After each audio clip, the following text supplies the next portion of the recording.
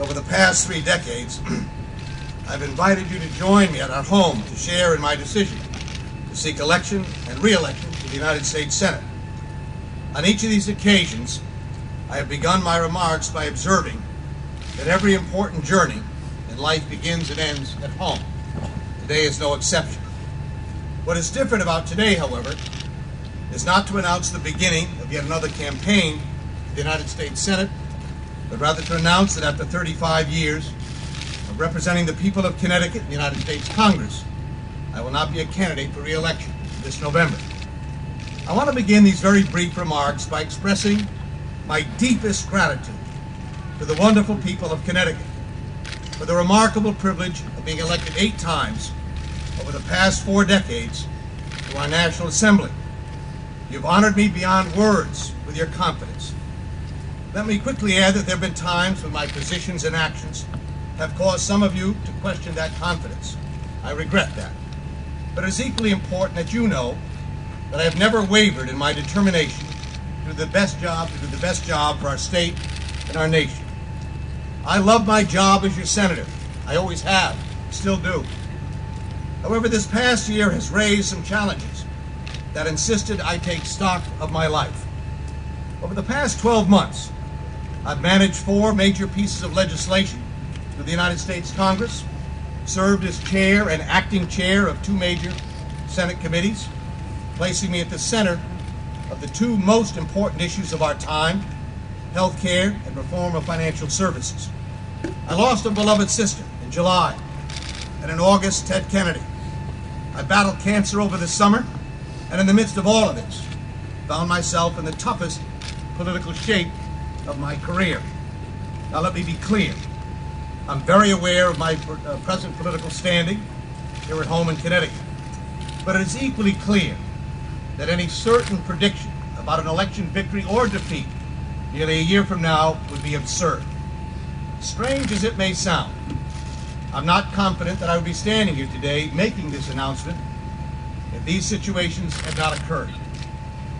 None of these events or circumstances, either individually or collectively, is the cause for my decision not to seek re-election.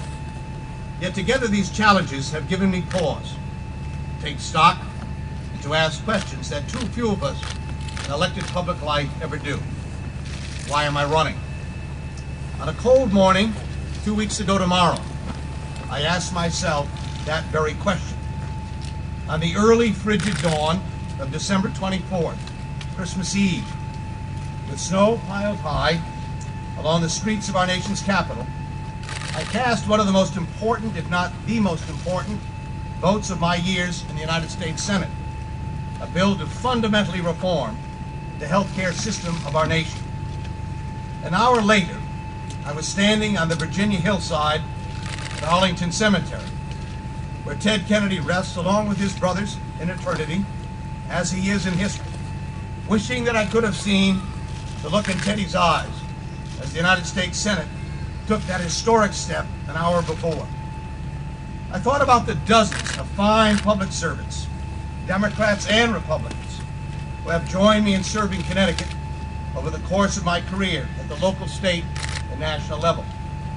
I thought about the countless Connecticut families, ordinary people with extraordinary courage and spirit, whose lives have touched me over the years and whose stories have profoundly affected my decisions in the United States Senate. I thought about the dozens of patriotic senators with whom I have had the privilege of serving at an institution I dearly love.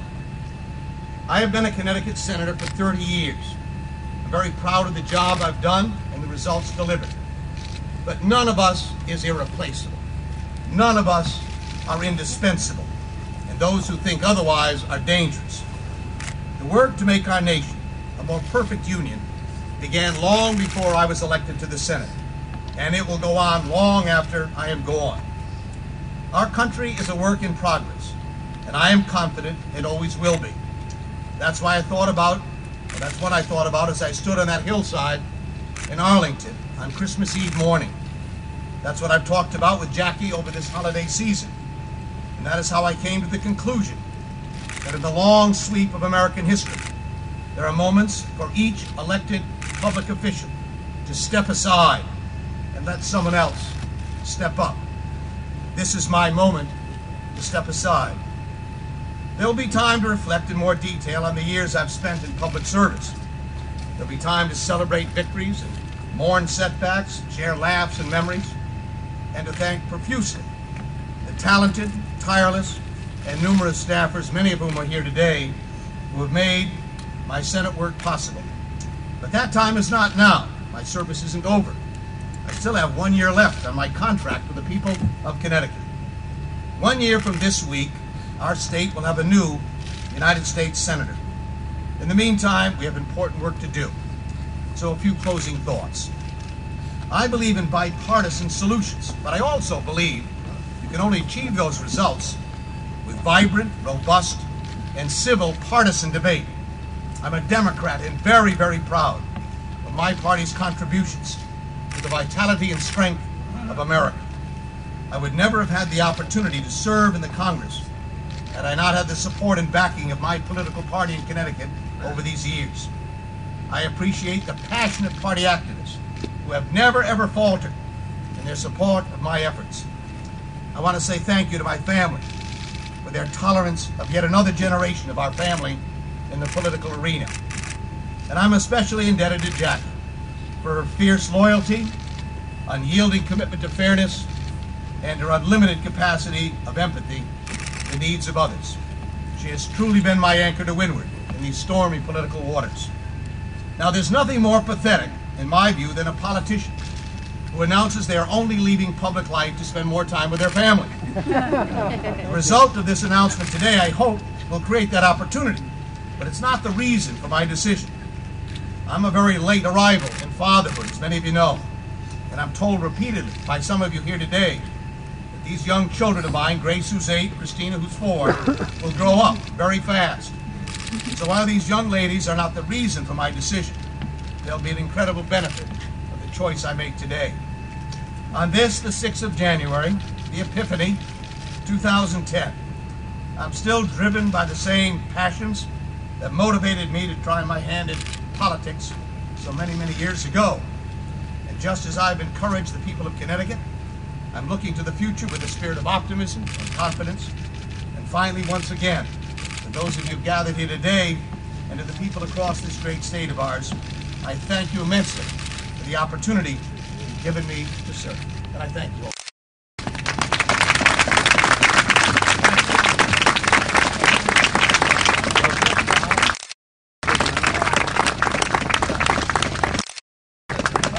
He's now, of course, these are Christine and Grace. Senator, will you endorse Dick Blumenthal? We were told he probably